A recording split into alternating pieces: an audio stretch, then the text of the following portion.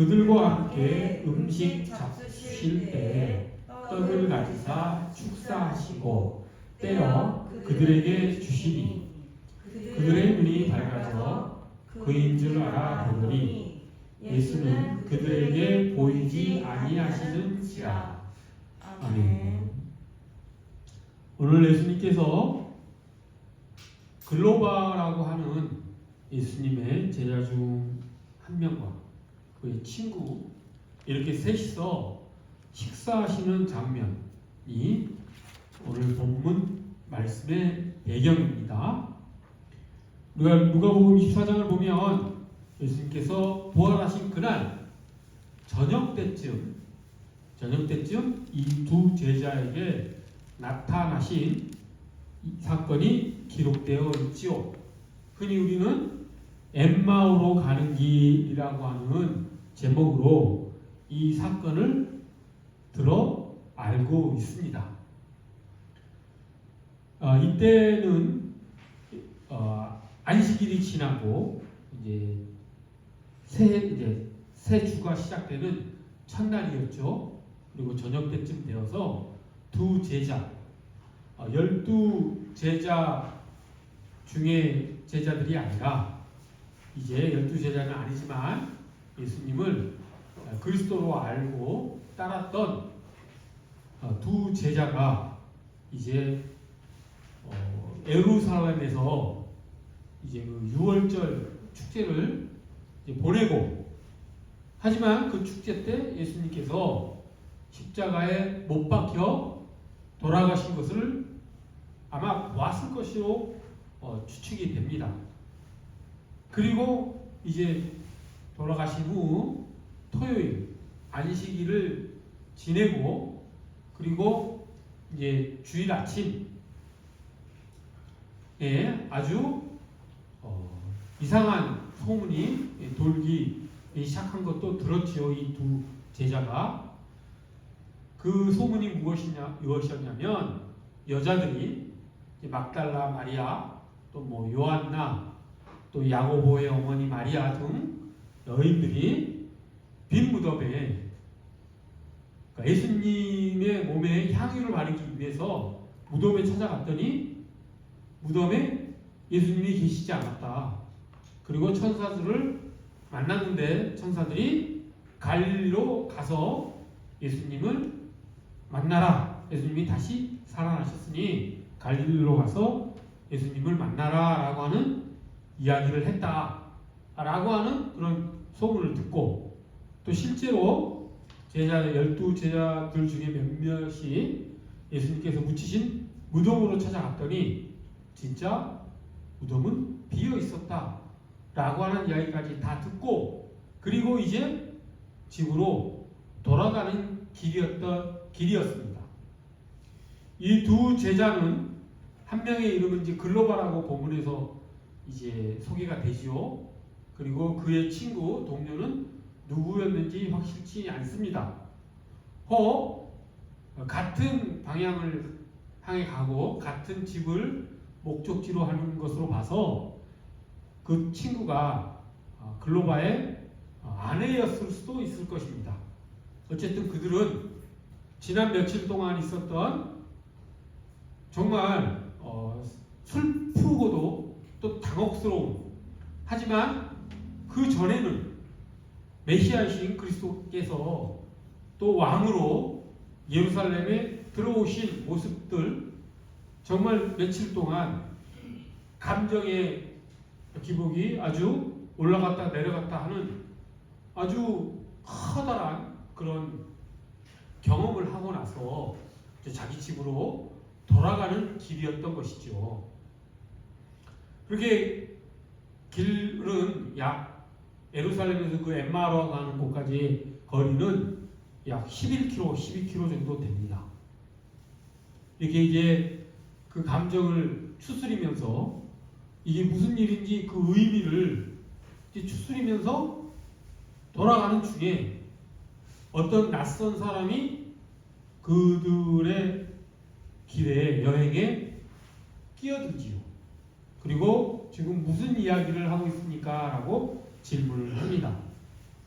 그 두 제자는 그 낯선 사람의 질문에 대해서 어떻게 예루살렘에서 일어난 그 큰 이야기를 모르느냐라고 하면서 예루살렘에서 일어난 여러 가지 이야기들을 그 낯선 사람에게 해주지요. 자기들은 메시아를 만났었다. 그리고 그 메시아로부터 가르침도 받았고 그분이 행하신 여러 가지 일들을 보았고 그리고 그분이 예루살렘에 입성하시는 그리고 많은 이스라엘 백성들이 호산나 다윗의 자손이여 우리를 구원하소서 라고 하는 그렇게 환영하는 그런 광경도 지켜보았고 하지만 예수님은 그 대제사장들과 장로들과 율법학자들에게 잡혀서 공의에서 재판을 받고 결국 로마 총독 빌라도에 의해서 십자가에 못 박혀 돌아가셨다. 그분은 뭔가 하나님의 임재가 있는 분이었고 메시아이셨던 것이 우리는 확신을 한다. 근데 그분이 돌아가셨다. 그런데 오늘 아침에 이제 그 낯선 사람과 자기 집 엠마오로 돌아가는 길에 그날 아침, 주일 아침이죠. 부활하신 날 아침에 새벽에 어떤 여인들로부터 아주 이상한 소식을 들었다. 소문을 들었다. 무덤에 예수님의 몸의 향유를 바르기 위해 찾아갔더니 무덤이 비어있고 천사들이 예수님이 다시 살아나셨다라고 이야기를 하더란다. 그리고 갈릴리로 가서 부활하신 그 예수님을 만나라고 하였다라고 하더라 라고 하는 그 소식을 전하면서 이게 무슨 일인가 하는 그런 당혹스러움 속에 자기들이 지금 집으로 돌아가는 중이다 라고 이야기를 합니다.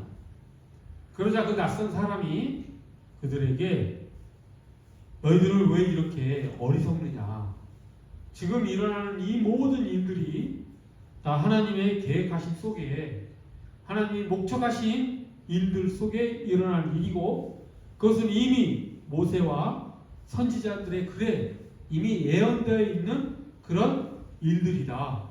그리고 그 일은 모든 사람의 구원을 위해서 반드시 일어나야 될 일이었고 그를 통해서 이제 인류는 구원을 받게 될 것이고 역사는 결국 메시아가 다시 돌아오심으로 종말을 맞이할 것이고 새하늘과 새 땅으로 새로운 이제 하나님의 역사가 일어날 것이다 라고 하는 영광스러운 결말에 이르기까지 모든 하나님의 구원의 계획과 그 구원의 목적을 위해 하나님께서 행하신 일들이다. 지금 일어난 이 모든 일들이 너희들의 눈에는 아주 당혹스럽게 보이지만 그것은 다 이유가 있는 그리고 하나님의 목적 아래에 있는 일들이었다라고 하는 것을 성경을 풀어서 자세하게 그 낯선 사람이 설명해 줍니다.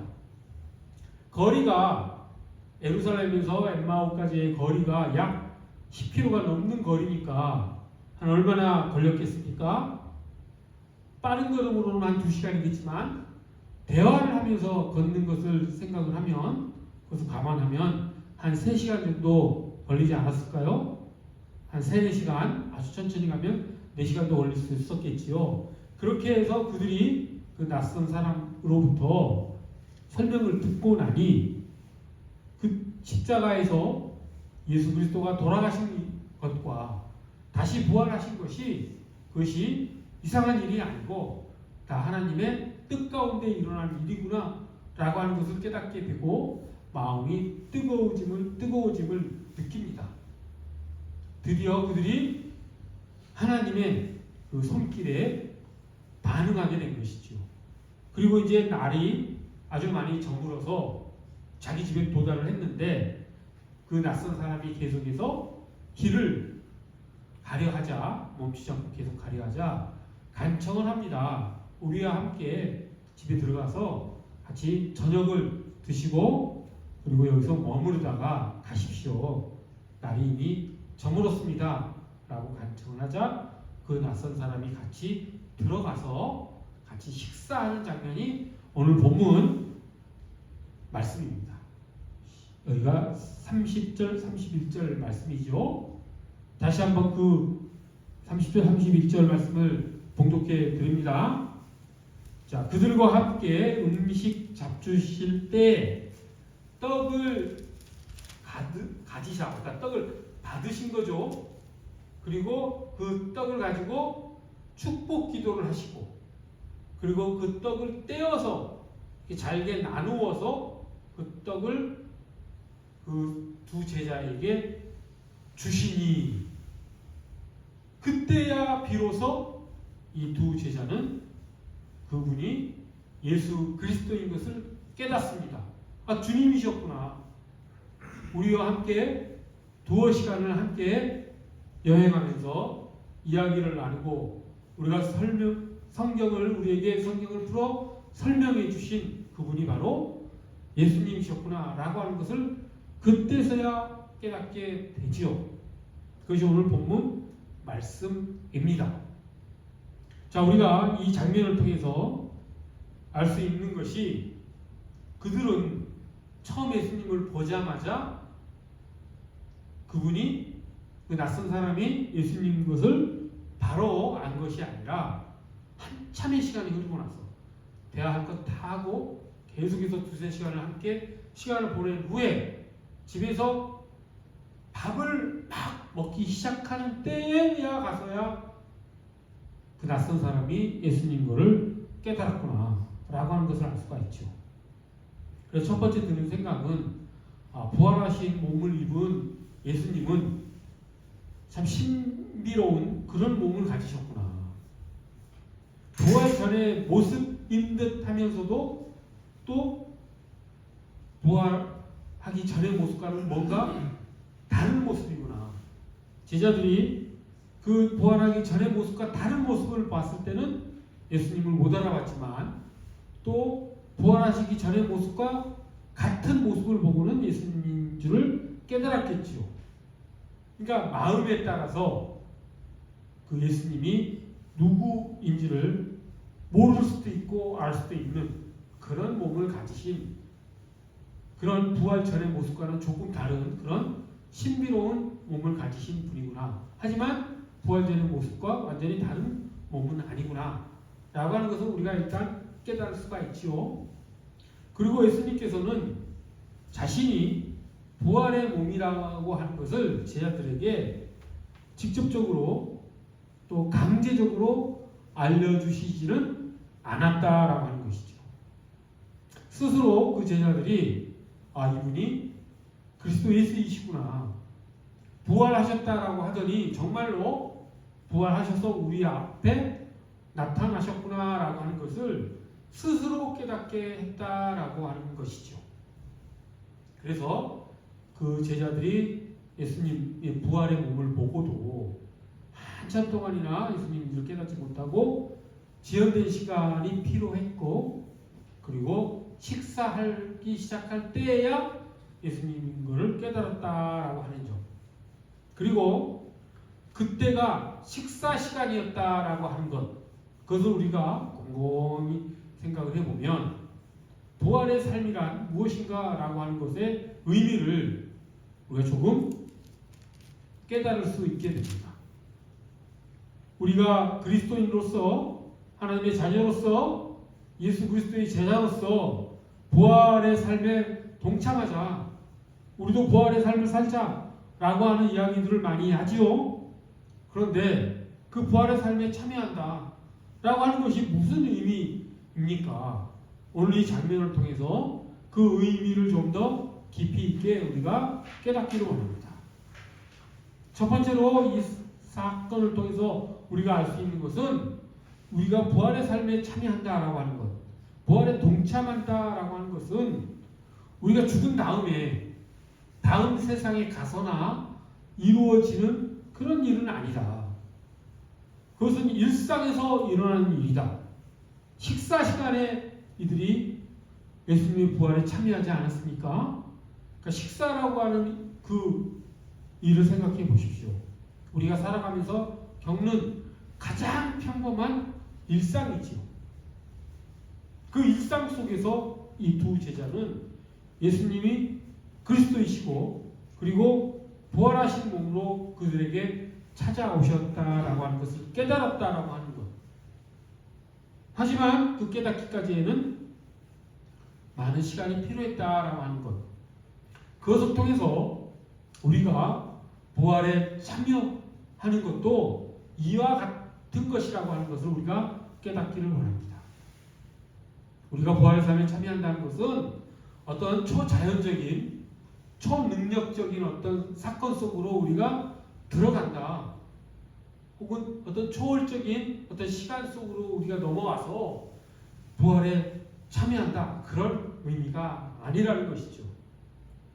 일상에서 우리가 예수가 그리스도이심을 믿고 그분이 다시 살아나셨음을 깨닫고 그분을 바라보고 그분께서 우리에게 말씀하신 그것을 그분의 삶을 우리의 삶 속에 연결짓는 것, 하나님의 뜻과 우리의 삶을 서로 관련지어서 우리의 삶을 살아가는 것.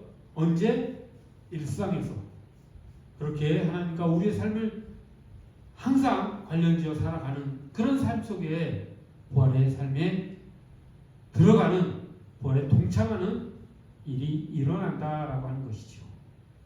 일상 속에서 우리는 예수 그리스도의 부활을 우리가 목격하고 그 부활의 삶을 살아내야 된다라고 하는 것을 우리가 본문 사건을 통해서 우리가 깨달을 수 있는 것이죠. 그렇게 삶 가운데에서 예수 그리스도의 부활의 삶을 살아내는 우리 모두가 되기를 간절히 소원합니다. 그리고 오늘 본문에서 예수님께서 4가지 행동을 하시죠. 30절을 보십시오. 떡을 받으시고, 거기서 떡을 가지사 그랬는데, 가지사라고 하는 동사는 떡을 취하시고 떡을 받으시고, 영어로는 take죠. take란 단어는 무엇입니까? 좀 떨어져 있는 것을 잡아서 취하시는 것을 take라고 하죠.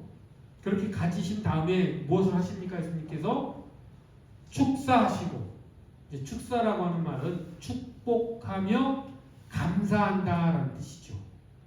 그러니까 예수님께서는 이 두 제자가 제공한 떡을 취하시고 그것을 받으셔서 그것을 하나님께로 다시 올려드릴 것이죠. 그렇게 하나님께 감사하면서 그리고 축복하신 것이죠.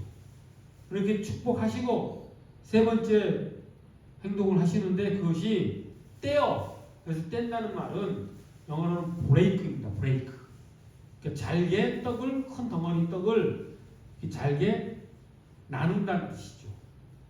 그렇게 나누어서 떼어서 그것을 다시 제자들에게 돌려주는 이 4가지 행동을 하신 것을 알 수가 있죠. 그러니까 give back, 다시 돌려주신 것이죠. 받으시고 축복, 감사하시고 떼어서 다시 제자들에게 돌려주셨다라고 하는 그런 장면이 나오지요. 자, 이것이 우리가 또한 예수 그리스도와 우리 사이에 일어나는 부활의 삶을 살아가는 방법이라고 하는 것을 우리가 또 깨닫기를 원합니다. 예수님은 이렇게 떡을 가지시고 축사하시고 떼시고 다시 돌려주시는 이 일을 이 엠마오에서의 식사 시간에서만 하신 것이 아니고 예수님께서는 식사 때마다 이 일을 행하셨음을 우리는 신약 복음서를 통해서 확인할 수 있습니다. 오병이어 사건에서도 그렇게 하셨죠. 그 어린아이로부터 물고기 5마리와 떡 2덩어리를 취하시고 가지시고 그것을 가지시고 하나님께 감사하고 축복하신 다음에 그것을 떼어 5,000명에게 다시 돌려주신 일을 하십니다.